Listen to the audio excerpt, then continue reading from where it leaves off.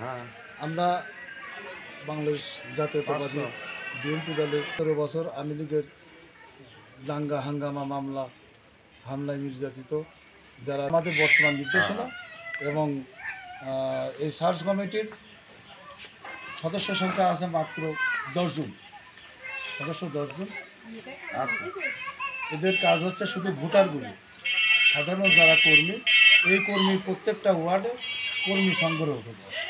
কর্মী যারা আছে এদেরকে ৫০, ১০০, ২০০, ৩০০ হোক তাদের মাধ্যম দিয়ে আর কি একটা ওয়ার্ড কমিটি গঠন হবে, ওয়ার্ডের প্রেসিডেন্ট সেক্রেটারি নির্বাচিত হবে। এটা আমাদের নির্দেশনা দিছে, এখন বাদ বাকি এখনও ফাইনাল কিছু বলি না। আজকে আমাদের মিটিং আছে, আজকে আমাদের এই নির্দেশনা দেবে। তবে ৫ দিন হতে বা ৭ দিনও, তবে খুব দ্রুতই এই বিশেষ করে ওয়ার্ড কমিটিগুলি আমাদেরকে আমার একটা কথা ছিল, সেটা হচ্ছে কি যে এই কুমারখালী উপজেলার ভিতরে অনেক ইউনিয়নে এটা নিয়ে খুব মত বিনিময় চলতেছে, মানে আওয়ামী লীগের দোষে নেমেছে অনেকেই, যে আপনার এখানে কেমন?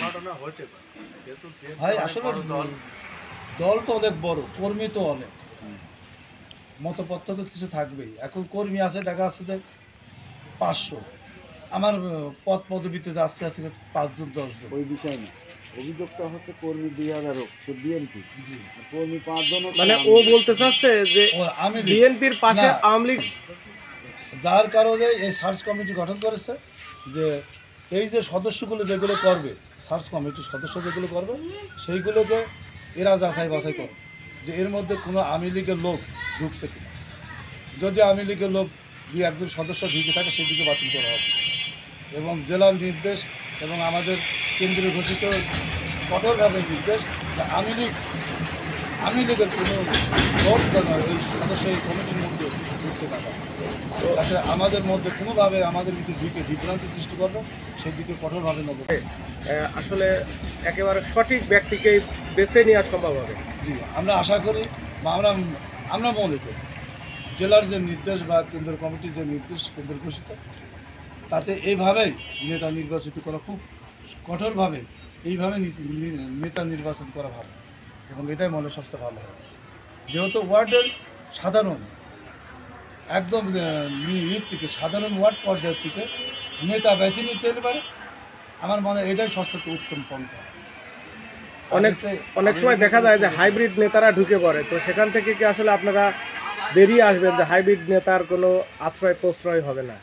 না, এখানে যেহেতু সাধারণ ভোটার তো তারাই হবে, তারাই তো করবে এবং তারাই বেছে নেবে যে না আমাদের দুর্দিনে কারা ছিল, এই আওয়ামী লীগের দুঃশাসনের সময় কারা সামনে ছিল, তাদেরকে বেছে নেবে তারা। কিছু ঠিক আছে, কিন্তু কিছু জায়গায় জানা যাচ্ছে, শোনা যাচ্ছে যে পকেটেও কমিটি হচ্ছে না, তবে যে নির্দেশ যেভাবে আমাদের জেলার আহ্বায়ক কুতুবুদ্দিন ভাই আছে এবং সদস্য সচিব জাকির সরকার ভাই আছে, তাদের যে নির্দেশনা কঠোর নির্দেশনা যে কোনো রকম আওয়ামী লীগ বা হাইব্রিড কোনো নেতা এর মধ্যে ঢুকতে পারবে না কমিটিতে। যার কারণে এই সিস্টেমটা করছে যে ওয়ার্ড পর্যায় থেকে নেতারা বেছে নিক, ওয়ার্ড পর্যায় থেকে কর্মীরা বেছে নেবে যে আমাদের নেতা কারা, আমাদের দুর্দিনে ছিল কারা, রাস্তায় আমাদের সংগ্রাম আন্দোলনে কেউ কারা ছিল, তাদেরকে বেছে নেবে। এই কারণে হাইব্রিড কোনো নেতা ঢোকার আমার মনে হয় সুযোগ নেই।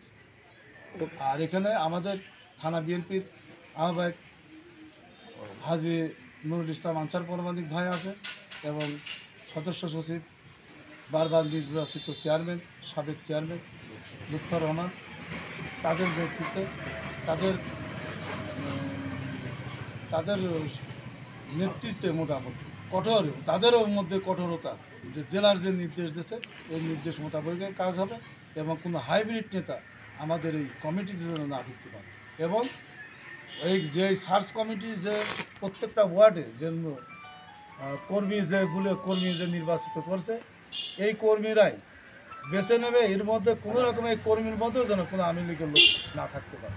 যার জন্য সার্চ কমিটি দেওয়া হয়েছে যে নিম্ন থেকে ওয়ার্ড পর্যায় থেকে এরাই বেছে দিয়ে আনা এবং এরাই আছে আপনার নাম পরিচয় করে দিন। আমার নাম মোহাম্মদ ইউনুস আলী, আমি কয়ুনিয়ন বিএনপির আহ্বায়ক সাবেক।